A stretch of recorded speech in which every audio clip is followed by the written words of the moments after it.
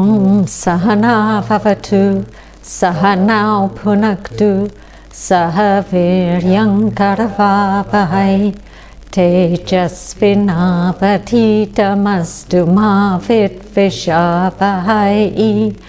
Om Shanti Shanti Shanti. Okay, so where did we end? Accepting karma phala as prasada, right? Accepting whatever comes our way and saying yes, although we never talked about it, but I know you weren't answering this question, Nirmala, but yes is what we need to say to what's happening, right? Yes. We don't get all our defenses up and go, no! Yes. So we were talking about, I think that's what we were talking about. Am I right? I'm getting some looks. And yeah, that's what we were talking about. Yeah. Yeah, no, you weren't here. That doesn't count. Your attachment cannot be to inaction. You can't say no.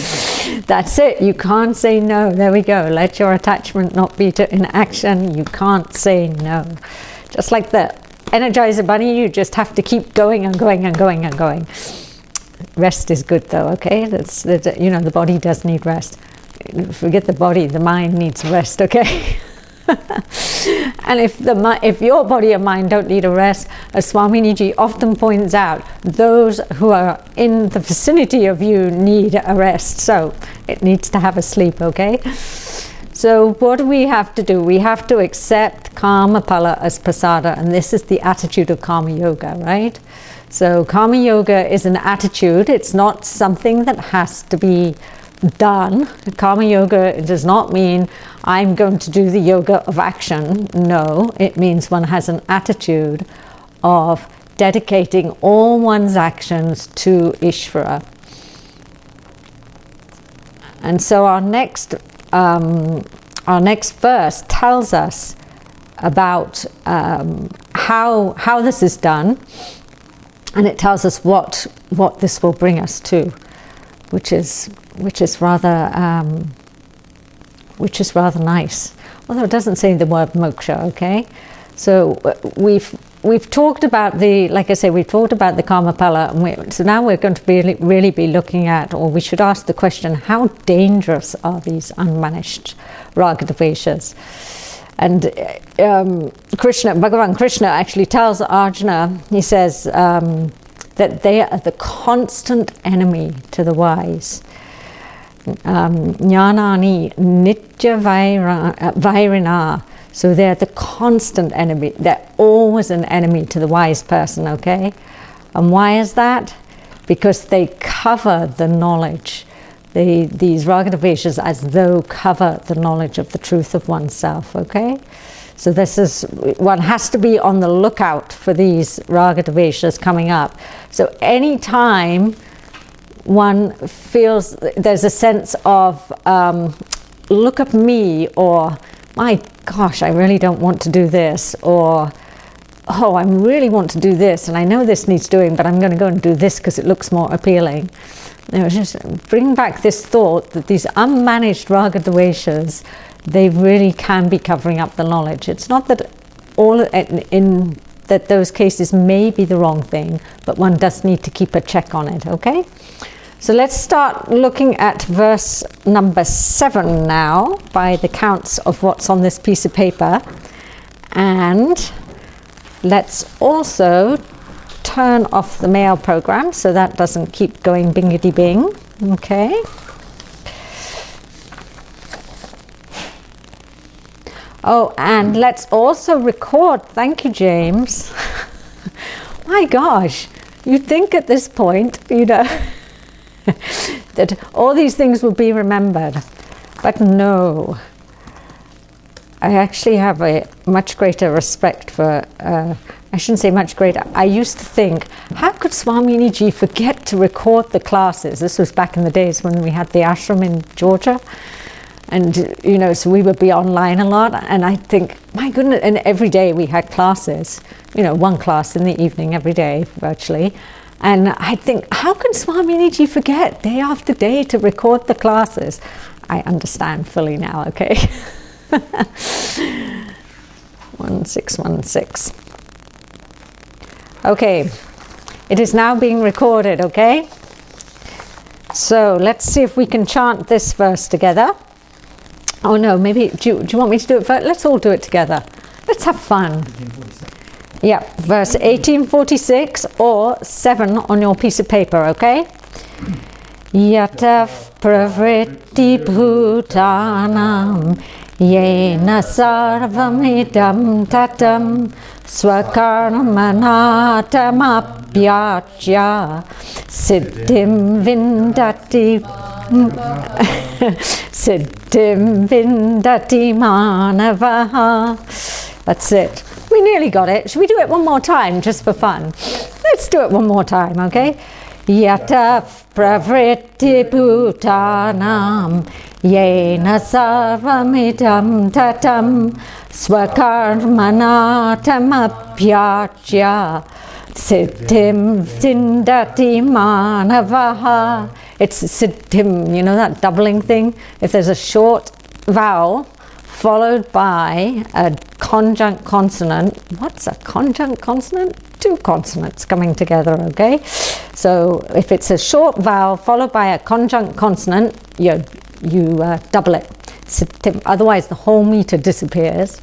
And you get to the end of the line and wonder why everybody else is not there yet. And you just think, oh, the doer comes in, right? I'm such a good chanter. See, I chant so much quicker. I know I don't fall over these words. I know these words. Everything's good.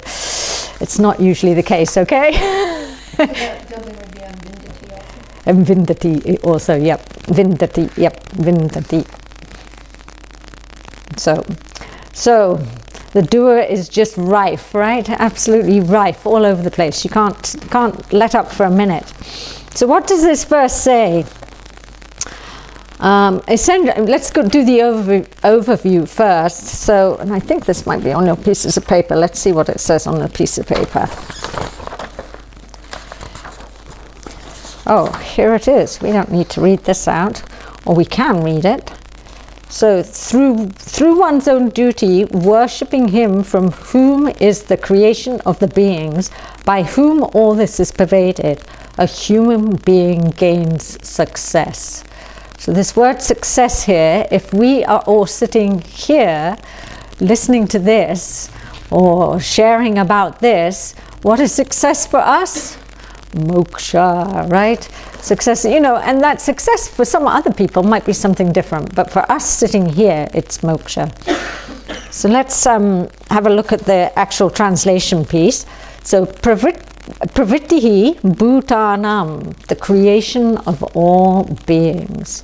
So this pravritti, this creation, wait a minute, it's not a creation, nothing gets created, this is a manifestation, right? Yes, in reality there is no creation, right? It's a manifestation. But for us at this level, because we are interacting at this vyavaharika level, at this level of transactional, so-called transactional reality, what kind of reality? Let's see if everybody's awake. Transactional reality. Transactional reality. But what else can we say about that reality? It's if I say mithya, dependent. Yeah, dependent reality. So the transactional reality is a dependent reality. What's it dependent upon?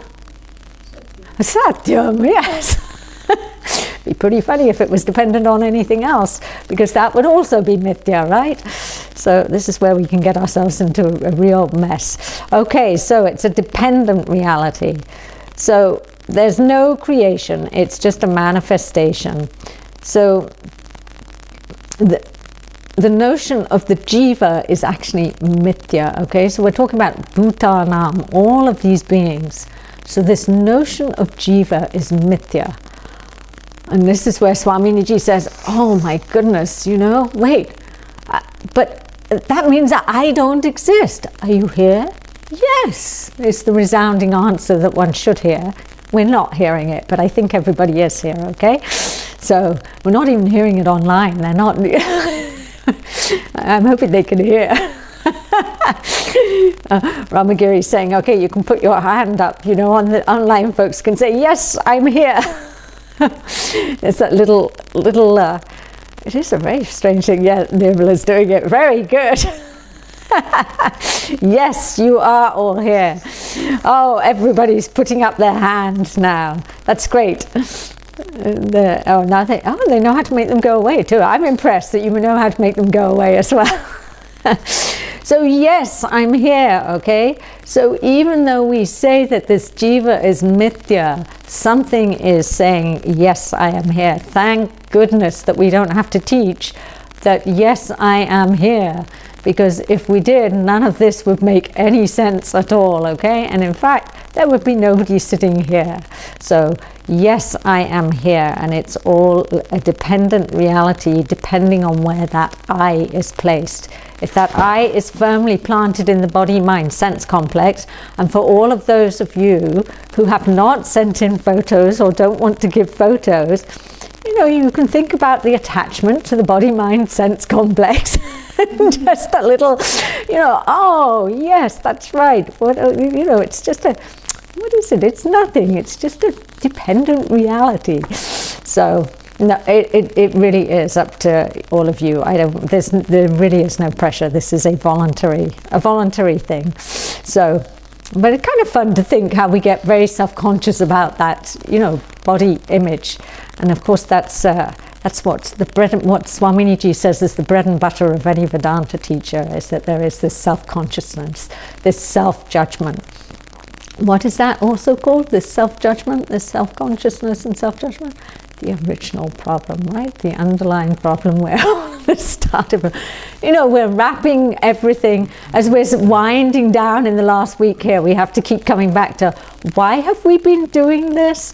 Why have we been studying this for the last month so consistently? So we'll keep doing that. Namaste, Leela, no problem, okay? So, this creation, this so-called coming forth, it's better to say this coming forth, this manifestation of all the beings, okay? I think that's a better way to put it. And the jiva is simply superimposed, as we don't like to use that word, but it's, you know, it's put upon, right? What is here, the satyam, this idea of jiva. So, but something's created because there's this body running around, it seems to be, right? So something is created. And this is where the Shruti meets us, and it says, yes, let's give you something so that you don't feel completely out at sea without a boat. Is that the saying? Out at sea without a boat. If you were out at sea without a boat, you might feel, you know, that would be like being the jiva without a body, right? So I think that's a nice analogy. So let's be out at sea without a boat, okay? So we don't want people feeling like that. And so the Shruti, in all its compassion, gives this idea of 5 elements, and that's what the body-mind-sense complex is made up of. And to show you that it doesn't really mind whether it's 5, you know, not to get caught up in any of this, and that this is what is the whole purpose of the teaching. It's 5 elements here, 3 elements there. We don't really mind how many elements it is. This is just to explain to you that this as though manifestation is it's just to give you a starting point for it if you're very attached to this body mind sense complex. So we could now, let's go a little bit further. If I'm going to, okay, so the body's been created, but in order to create the body, I've got to bring my pot, but we don't need a pot. We'll, oh look, we can use a plastic pot. It's a plastic pot holding all the pens and pencils, okay? And not only that, it's a recycled plastic pot. It is Nancy's yogurt, okay? It's a local yogurt here in Eugene. So, a recycled plastic pot. So, what... Shruti is baby food. It's easier to digest. So, what is this pot made up of? Plastic. I'll tell you it's plastic. It's not, it really is not a ceramic pot or anything like that. It is a plastic pot, okay? So the pot is made up of plastic. So what did it take to make this pot? And of course, you know, all of you being great Vedantins are not going to say a machine and some, you know, substances and probably some heat to make the plastic melt and then some sort of molding process. No, you're not going to tell me that. You're going to say a potter, right? And plastic. So we needed the material and we needed the know-how how to make it, right? So what's the words in Sanskrit for this? Plastic and a plan. No, that's not the Sanskrit though, right? Plastic and a plan. Anybody remember? If I go nimitta karna, right? Okay, what's that one? That was material. Nimitta karna, what is that? It must be the other one. It was 50-50 chance of getting it right. And if nimitta karna is not the material, what is it? And they've got the other one for you, upadana karna. Okay, good. So the material cause, right? And the intelligent cause, you know, efficient. You know, this word efficient is a nice word too. The efficient cause. It probably is efficient the way they make these plastic pots. I'm going to guess that there's some efficiency there. They probably utilize all the scraps, you know, little run-off pieces of plastic probably get melted again and put back into the pot. But intelligent. So okay, now let's come back to these jivas. So we have these two things that we need to make anything, right? And we've just said that these bodies are created. We're going along with, you know, the jiva who's steeped in avidya. So we're saying that these bodies are created. Okay, so we need somebody to make them, some sort of intelligence. In fact, we need a lot of intelligence. You know, we think we're clever making this plastic pot, right? And then putting pretty colors on it, printing pretty colors. We think we're pretty special to be able to make a machine to make this. Now let's see if we can really be clever and see if we can make one of these things that's, you know, this that's sitting in front of all of you, the ones that are sitting behind the computers. Let's see if we can make one of those. Well, that's easy, you know, that's what mummies and daddies do. No. You ask mummy and daddy, do they know how to make the liver? Do they know how to make the heart? And, you know, and sometimes, unfortunately, some things do go wrong. Are they able to put that right? No. Mummies and daddies don't know how to do that, and they don't know how to put them together. So, you know, we're perhaps not quite, you know, this little thing that likes to take itself to be the doer is perhaps not quite as clever as it may think it is. So with these two things, I'm getting a little confused because, why am I confused? There's only one Ishvara. And you've just said that if we're going to create anything, there's a material cause and an intelligent cause. So how can that be right? Because there's only one thing. And if you start saying that Ishvara went and borrowed some elements from somebody else, let's say, you know, let's have fun and make it this, in some other theologies, they have this devil character. So maybe Ishvara went to the devil and said, hey, you know, cough up some bits and pieces here. I've got humans to make. I've got jivas to make, you know. So just hand it over now. I don't think Ishvara would have spoken like that anyway, but maybe the devil would if the devil had been asking. If there were such a thing. No, that didn't happen. So there's really, what is this verse saying here? That this pravritti bhutanam, that this is the creator of all, that all beings have come from this. Well, we have to read on a little bit further and we have to see yena sarvamidam tadam, okay? By whom all is pervaded, okay? So that yena, by whom, sarvamidam, all of this, and then tadam, by that it's all pervaded. So now we know that not only is this, yes, pervaded like plastic pervades the pot. Exactly, James, yes. So now we know that this Ishvara, it confirms it right here, that there is no two things. There is no two things? There are no two things. There is simply one thing, and that is both the material and the efficient, the intelligent cause of this. Okay. So, okay, that's all well and good. I'll go along with you. We'll play along with you that it's just all one thing. So, how now am I going to worship this? If this thing is popping up and looking like you know, and you and you and you and you, how am I supposed to worship this thing? Well, we have many ways of worshipping it, but in this verse here, what it's referring to, he's saying that you do this by your own karma, by doing your own duty. Swakarmana, okay? That's how you perform your worship. And so this is the, you can say the essence of what karma yoga is. It's worshipping what is here, that is the creator, the manifester of all of this, through performing one's own duty. So now we have to figure out, though, really at this point, we've talked about karma yoga. Yes, all my actions, I'm going to dedicate everything to Ishvara, but what is my duty? And how do I go about doing that? And so Bhagavan Krishna he's very clear about this. There's a lot of verses to do with karma yoga in the Bhagavad Gita. And so one of the things he says is that it is better to do one's own duty imperfectly than it is to do another's duty perfectly. So how do you know that it's your duty to do something, and how do you know that it's not your duty to do something? Usually all of those things you say, I don't want to do that.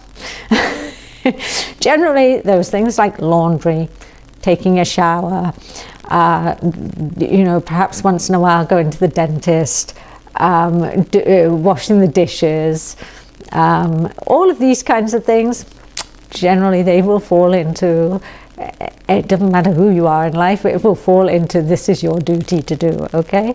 So it is a good thing to do these duties, even washing the dishes.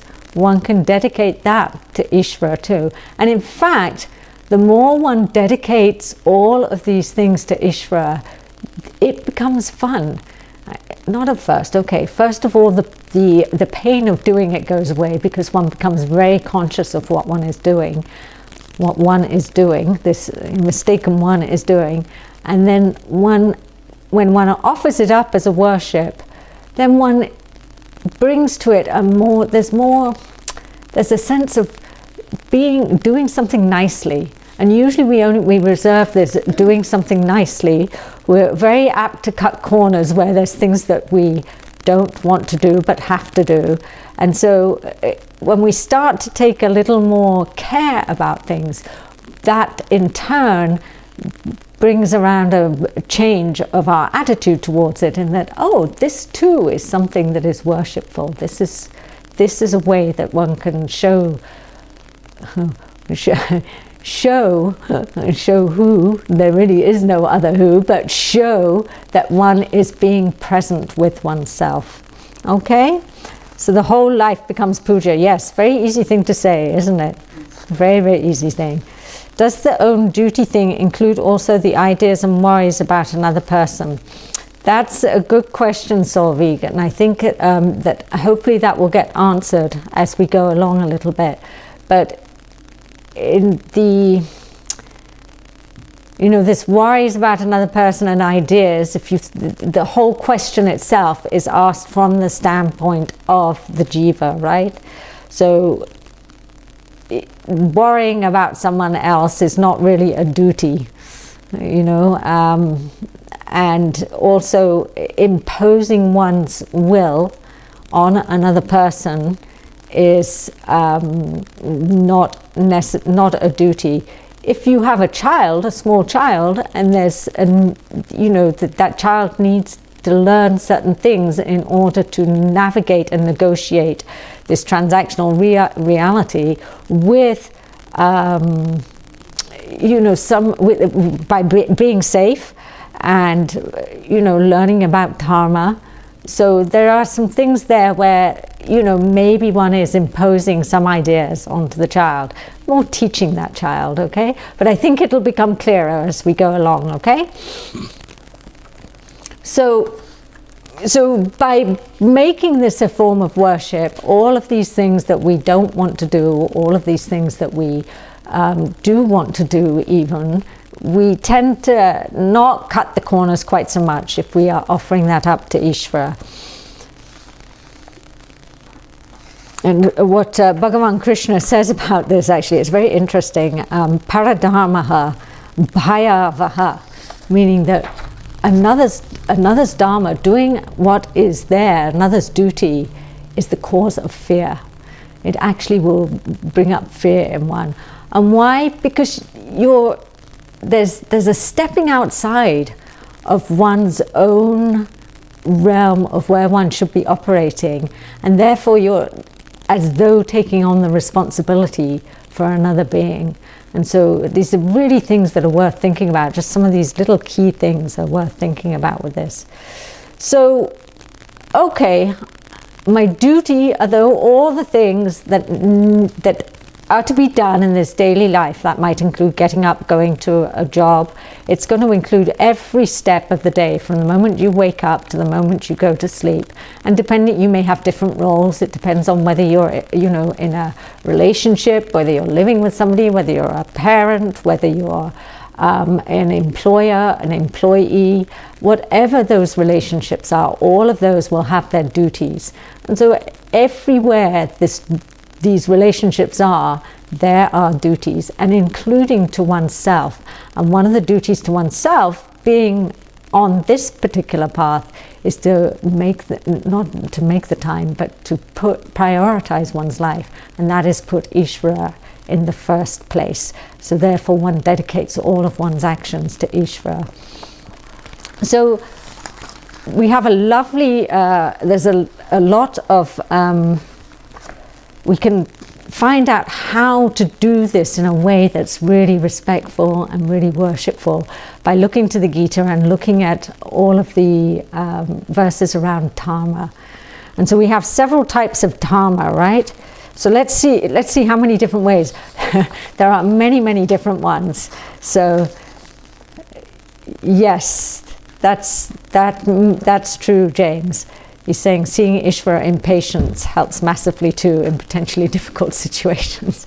Yes, if you're working with the public, with all the jivas, as though jivas, yes, it's very, very helpful to Ishvarize everything. In fact, forget working with the public. If you're working with children, if you're working with teenagers, if you're working with adults, if you're working with elderly people, if you're working even with yourself sometimes, very helpful to see Ishvara wherever one is looking. So dharma, how many different kinds of dharma are there? Now, in the Gita, it doesn't talk about all these different kinds, but just to give you an idea, we have dharma shastras. And so just to give you an idea of how many different strands, and really we can narrow it down and say that this covers all of them, but we can break it out too, just to see, oh, I didn't even think about there being, some ideas about dharma in this particular situation. So the big one we all know, right? What's the big one? The main one. Vishesha dharma is, what's Vishesha? That's like more of a particular, right? That's in a specific situation. Samanya dharma, right? Samanya dharma, yeah. So the general one. So, yeah. So everybody's typing here now. Dharma to parents, dharma to guru. Good. Yes, you're coming up with definitely some of them. So there's dharma in how one is with one's parents. One has to take into consideration.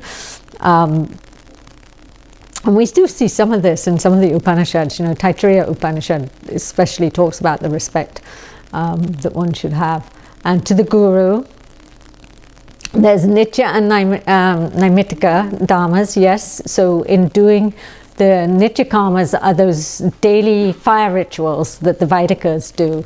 And so, Puja Swamiji always jokes that you know, if you do all of those nitya karmas, you don't have any time at all to get into any trouble, you know, because you get up before dawn and you've got your fire ritual, okay, and just before dawn or as dawn's breaking you can start this, okay. Then you have breakfast, all right, so there's a prayer right there. You've got to, you know, make your breakfast and everything. Then by the time you've finished with breakfast, cleaning up the dishes, doing all of that, and maybe collecting the wood for the next ritual, fire ritual, then guess what, midday, there's another one, and then the same thing gets all repeated again, and there's yet another one as the sun goes down, okay. So, and then on top of those, and this is one of the things that those of us who have grown up in with other theological backgrounds love about Hinduism, every day almost is a special celebration for some reason or another. There are so many festivals, so many things to celebrate, so many things to enjoy. So many times one has the opportunity to fast and as well. These all have to be done as well, because they say if you don't do all of these other things as well, you will get something from the nitya karma, but if you're not doing the nitya karma, it's really not any good doing the naimitika karmas, because the nitya karmas are like the bread and butter of it, and they support all of that. That is, now, before everybody thinks, oh my gosh, I'm supposed to be doing 3 fire rituals a day, and oh, how bad am I? What, you know, oh, this is not very good. Before anybody thinks that, this is for people who are wanting things here in this material realm, okay? For those of us who are sitting here and who are all listening to this, what our goal is something completely different from this this idea of karma begetting karma, meaning one does something, is doing something to get the effect. The effect that we're looking for is simply punya. Well, wait, you just said we weren't looking for any effect, and you're saying we're looking for punya? Well, we can't say we're looking for moksha, because you can't gain moksha from action, right? So, but we do need, as Swamini just said actually earlier this week, I think over the weekend, we need what is called gobs and gobs and gobs of punya for this pursuit, because there are so many slips between the cup and the lips. We can get so mixed up in so many points, and it's for most people it's a journey which takes a while. It's not just, you know, oh, I'm going to go to a 1-month course and then that's it, I've got, you know, I'm done, I'll have moksha, you know, I'll have my certificate and I'll have moksha. And in fact, Pujya Swamiji used to say he said to us at the end of the 3-year course, or just coming up on the end of the 3-year course, he said, so what do you know, I hope you've all thought about what you're going to be doing after this. He had met with all of us, I won't tell you, but, you know, he said this to all of us as a whole. I hope you've all thought about what you're going to be doing afterwards, because it's true, you're going to get a piece of paper saying that you've been here, he said, but don't, for goodness sakes, put that on any resume, he said, because it's, you know, that you've been studying for 3.5 years. Studying what? Studying about yourself. I don't think there's many employers who are going to be very happy about you sitting in some ashram in India, you know, and saying that you've been sitting there studying about yourself. It's really not an employment piece. And he said the other thing you're not going to be able to say is that, oh, completed the 3.5 year course, yes, on valedictory day, that's it, moksha. There we go, here it comes. Oh, yep, okay, so on valedictory day, right as the clock strikes the end of the valedictory ceremony, that's it, everybody gains moksha, just like that. No, it doesn't happen, it's a process. We need a lot of punya to carry us through, to keep us with the, you know, on the correct course. And I'm not also saying that it's got to be this really elongated and then it goes on. I don't want everybody to be worried. One is, as one studies, what is the gain? There is nothing to gain. It's just about yourself. So enjoy the as though journey, okay? So don't get put off, just enjoy the whole journey. So let's see. Dharma to society, true, yes, that's another one that we have. And then there's Manava, human. That's that's another one that's separated out. Human Dharma. That's aside from societal Dharma. Okay. So, and then we have Rashtra, right? The national Dharma. And then we have Yuga Dharma, applicable to the particular age that we're in, okay? And then Ashrama Dharma, we have that too. Swadharma, one's own Dharma, that's right. So all of these, family Dharma, all of these we have. And then, of course, the cultural Dharma, which is always fun, especially when you go and visit foreign countries, right? That is just, you forget foreign countries, you just have to go down south, to the south of the US, right? I can see, I'm getting some agreement here from Craig. Yes, you just have to go down south. It's a whole different, I want to say ball of wax, but I don't know where this, I don't know where that statement comes from. It's a whole different thing. If you live in the US, and let's say you live even on the West Coast, okay? And for us, it's quite culturally appropriate to be, quite laid back about things, and we're kind of quiet here, I think, a little quieter. You have a transplant from New York City come to Eugene. How do I know this? Because I know a couple of them, and they happen to be attorneys of all things, okay? And so you plonk a couple of New York attorneys in Eugene, Oregon. They have not learned that their way of behaving does not go very well with the culture here in Eugene. They're very strident, very bossy, they'll interrupt. The judges get so upset with them. Whereas on the East Coast, the judges are perfectly accepting of this behavior. But the judges get very upset with them here in Eugene for the way that they talk over the top of everything, and how they'll, if they suddenly have a question for someone on the other side, they'll just ask, the attorney on the other side, and the judge is like, who's running this show? So this cultural dharma, and what to talk of putting a Westerner down in India.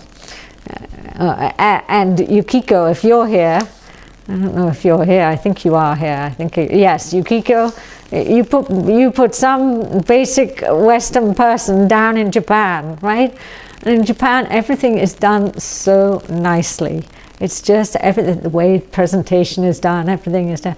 And then you put somebody from England.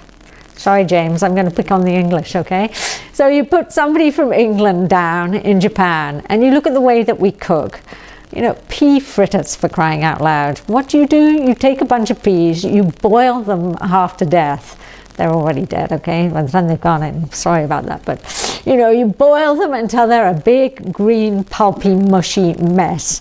And then you put a little flour with it, and then you mush it down all together, make it into a ball, dip it in some batter, and then deep fry it, okay? And we call this food. So in England, we call this food. In Japan, Yukiko, forgive me, but I don't think, I shouldn't say forgive me, but James, forgive me, but yes, he's got lots of anecdotes, I'm sure. Oh, you have a twin. James has got a twin brother. That's very nice. I'm guessing, is it a brother? I shouldn't assume it's a brother. Yes, okay. So, and yes, I'm sure that you have lots of anecdotes about, the differences. But this cultural dharma, it's a big thing. It really is. We don't go to the ashram, for instance, in India. And especially if when Puja Swamiji was around, you never cooked garlic in the ashram. A lot of Westerners, this wasn't one that I had any problem with at all, but a lot of Westerners have an issue with giving up garlic. They think garlic is, they think it's food, and in it goes, and it doesn't matter what sort of meal it is, in it goes, And Puja Swamiji could not even bear to be around the smell of garlic. And so No onion, no garlic is sattvic. That's right, exactly, Nirmala. And so we didn't used to, we avoided cooking with garlic. Like I say, it wasn't a problem for me because one, I didn't cook except to pour boiling water over oatmeal. That was the extent of my cooking. and I just made do with what was in the dining room kitchen, and if it was too hot, you put a handful of oatmeal on it and you put some boiling water with it and stir it all up, and that would cool it all down. So you learn this very quickly, and you make your own yogurt. That I did do, but you don't do things that are going to be upsetting to other people within the culture. So there's a lot of ways that we can go about doing our duties, because you may find yourself traveling with your family, for instance, to a foreign culture, and then you've got your dharma towards your duty towards your family as well as towards the culture. So these are things just to be aware of. Avoid being huddled around the teaching hall with garlic bread. Yes, definitely. And Katrina, mushroom. I think that's mushrooms, right? But you're right, they should be called mushrooms. I like that name. Yes, mushrooms we don't eat either. So dharma, big thing. And then what other things does Bhagavan Krishna talk about with regards to this dharma, and what we have to take into consideration when we're doing all our duties? And I think we talked about this briefly before, but it's worth going over the list again. These are listed in chapter 13, verses 7 through 11. So there should be an absence of conceit. We'll do it in English, okay, not in Sanskrit. So an absence of conceit, hypocrisy. And what's hypocrisy? Saying one thing and doing another. Saying one thing and doing another, that's it. Pride. Where do we see pride all the time? I did it. It's like, oh, this looks so great. Who did it? I did it. Oh, this looks terrible. Who did it? Absolutely mum. Nobody will fess up. We saw this happen a few times too. Ownership, right? And this is absence of, okay? All of these, absence of, okay? This isn't have lots of ownership. So, an obsession. Obsession towards what? You name it, obsession, okay? Anywhere in your life. Particularly mentioned in these verses are towards the children, the spouse, and towards the house. And then what do we have to be? Okay, enough with the negatives. What do we have to be? We need to focus, we need to work at being accommodating. And we usually can't accommodate things because it doesn't fit in with my idea of how it should be. I think it should be somewhere else, and so therefore I am not going to accept what this is, or I'm going to pick holes in it. My view, my idea of what this would look like was something different, so therefore this has to be wrong. It's a very easy one to fall into. We need to be straightforward. In the West we call it, don't be passive aggressive, okay? We need to be really straightforward with how we're dealing with people. And this is one of Ganesha's names, right? This you can say Vakratunda, right? The one with the crooked trunk. He takes away all of that crooked thinking. He's the one who takes away all of that crooked thinking. You can look at that name when you say that name. That's a nice way to remember it. We don't need to be aggressive. Cleanliness, inside and out, right? So there's cleanliness. If you were a Vaidika and you're doing all these nitya karmas, every night you would have to wash your clothes, hang them on the line, and then in the morning that piece of clothing has to come off the line without touching the ground, be put around you, wrapped around you. Imagine, the dhoti, you've got to wrap that around without it touching the ground, and then nothing can, yes, you need to remove it using a stick in India, that's right.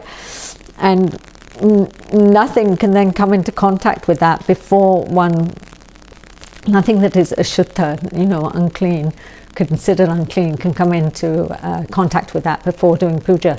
So this is where Manisha Panchakam, right? For those of you who took those classes, remember Adi Shankara had just come up from taking his bath, and so here he is in all his clean things, and that's the whole thing with the Chandala, right? It's like, out of my way, getcha, because all ready for doing the worship, the morning worship. Yep, that's it, getcha. So cleanliness. But it also says inside and outside. Are the teeth inside or outside?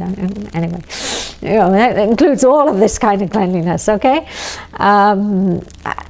Be steady, have perseverance.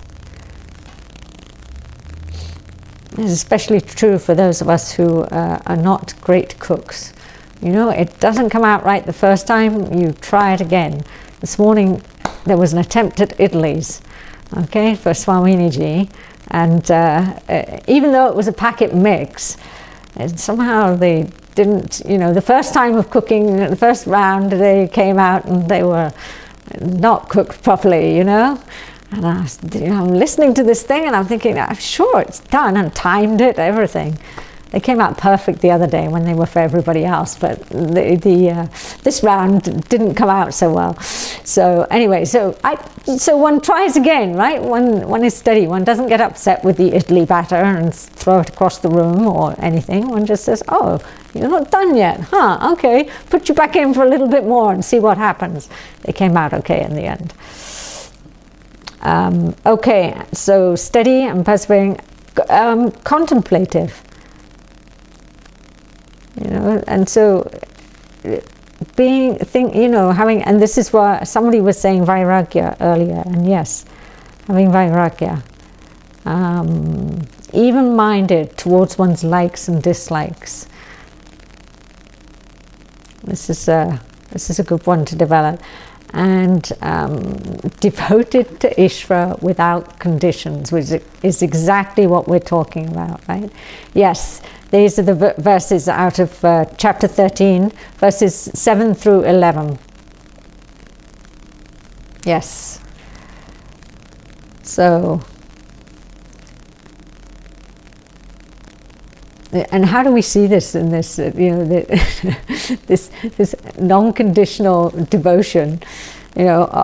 So many times, one at a subtle level, at a gross level, it's like, okay, Ishvara, I'm going to give a big donation to the temple, and I'm starting up a business. So if you could just make my business successful, once the business has started getting, the income, I'm going to give you 25% of all my profits or 50% of all my profits, once we start making, but I need you to, help out a little bit here.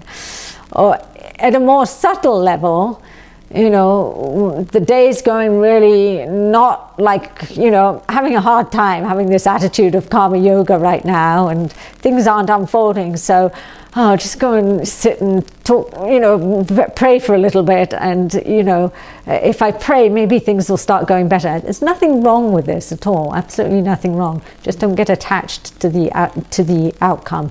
One should pray, in fact, to get things going along in the right way, because that prayer helps mitigate what? The adrishta karma, right? All of that which we don't know that is coming in the way. If we have this attitude of a karma yoga, we're doing the best that we can under the circumstances, and there may be mitigating circumstances, such as adrishta karma coming from where? That big prarabdha karma suitcase that came with us. And where did all that prarabdha karma come from? The sanchita karma, and who knows what Chitragupta put into that suitcase, that prarabdha karma suitcase. You weren't privy to seeing what went in there, let me tell you.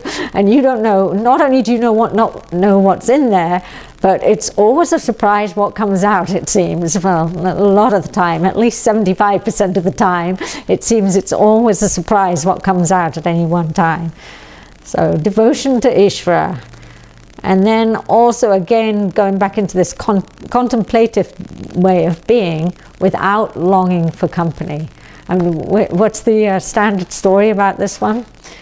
You remember? Nice story, this one. There was the businessman who was just, wanted to go on vacation. He's just like had it up to here, CEO of the company. He's had it up to here. Everybody always coming to him and wanting this, wanting that, wanting this. And he suddenly starts thinking, my gosh, it'd be so nice to get away from all of this. I don't know what possessed me to get into this role of being the head of a company. Why did I ever think that this was a good career choice? And why did I ever keep on doing everything I needed to do in order to get these promotions, to get here? And so finally a week comes along and he gets the chance to go away. So he says, okay, that's it, I'm going out and I'm going to go backpacking. I'm going to hike out into the woods and there'll be nobody there. It'll be so great. So he gets out in the woods, puts his tent up. And of course, it's a 5-star tent. It was probably a very light tent, and he's got a very, those nice feather light stuff. Everything was very light, so he didn't have to sweat too much hiking into the woods. But he got into the woods, set everything up, and he pulled out his cell phone because he thought, gosh, it's so beautiful here. I just need to call my wife and just tell her how great it is here and how wonderful it is. And he couldn't get any coverage. Oh no, I can't get any coverage. So what does he do? He hikes up the mountain. Now I can get coverage because the trees and all the forest and the mountains aren't. Now I've got coverage. So he sits on the top of the mountain every day that he's out in the woods, calling all his friends, telling them how wonderful it is to be out in the woods. So he spends, not only does he, bring all his friends and his wife and his family to the woods with him, but he spends his whole time trying to get in touch with the very thing that he said he was going away to leave. So contemplative without longing for that company, okay, and being pressured to do things in order to get that company. So essentially this whole dharma, what were we talking about? Dharma, that's right. This whole dharma is being in harmony with Ishvara. So when your actions are in harmony with Ishvara, then you are acting in accordance with dharma. So what? Okay, all right. So far we've talked about, this creation. We've realized from this verse that, there's only one Ishvara. Despite the fact it started off talking about the creation of these beings, we realized that it was a manifestation and that there's no nimitta and upadana karanas for this. It's all one Ishvara doing it. And we've realized that the way that we can then worship, dedicate our actions is through doing our duty and doing them within keeping with dharma. So now what am I going to get from all this, okay? So because the jiva's typical cry, what am I going to get from all of this? And so what Bhagavan Krishna says is you're going to gain the highest good. And he actually says this in chapter 3 verse 11. And he says by worshipping the devatas and by doing what one is supposed to do, one is going to gain the highest good. And then what happens if you don't do this? If you don't, if you just kind of go around and you're just happily enjoying what comes your way and scowling at everything that you don't want to come your way that's coming your way and avoiding everything. Well, what Bhagavan Krishna says is yo bhunkte stena eva saha. What does that mean? That means that if you enjoy all of those objects without dedicating anything, without doing worship, without giving, you're nothing more than a what? Stena. What is that? Thief. A thief. Yep. A thief. So you're nothing more than a thief. And it makes sense, because this is all one, it's all one system. And if you're just tick, tick, tick, thinking of oneself as the individual.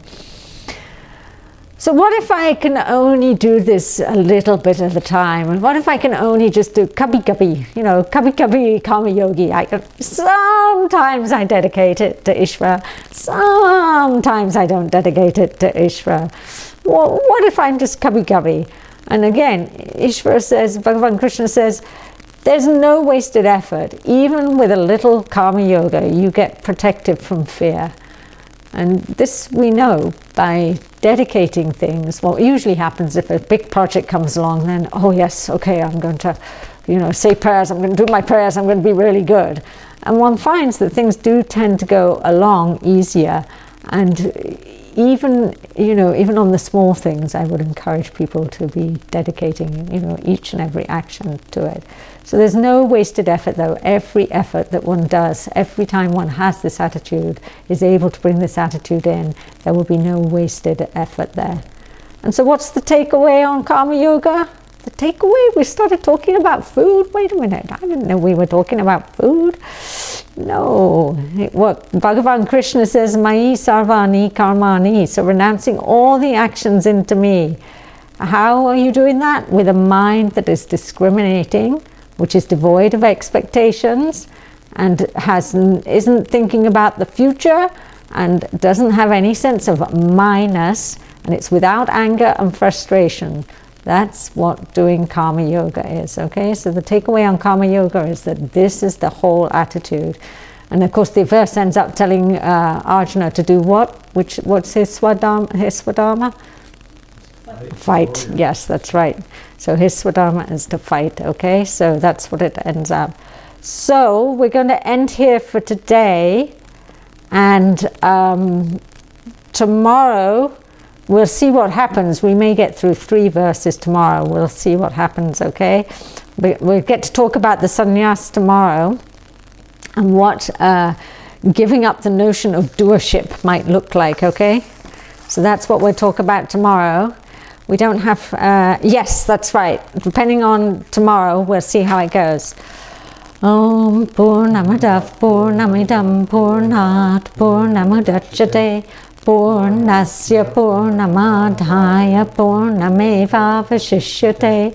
Om Shanti Shanti Shanti. Hari Om Shri Gurubhyo Namaha. Hari Om. Thank you all. Yes, and thank you. Everybody here stayed awake today. I was remarkably impressed. So, all right. So we'll see you all tomorrow. And Solvik, yes, I have one email from you that's outstanding to respond to, I believe, and that response will come. I just wanted to think about some of your questions, and so I will respond to you.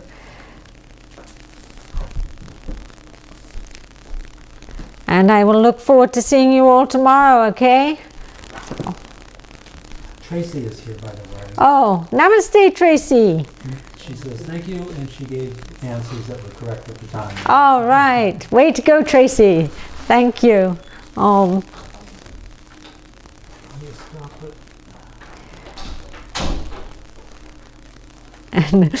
don't worry. No hurry, Solvik. It's just it's when the time presents itself, okay? And just making sure that thinking about it. I want to put some thought into it, okay? But you will get a response. Okay, the red button down the bottom.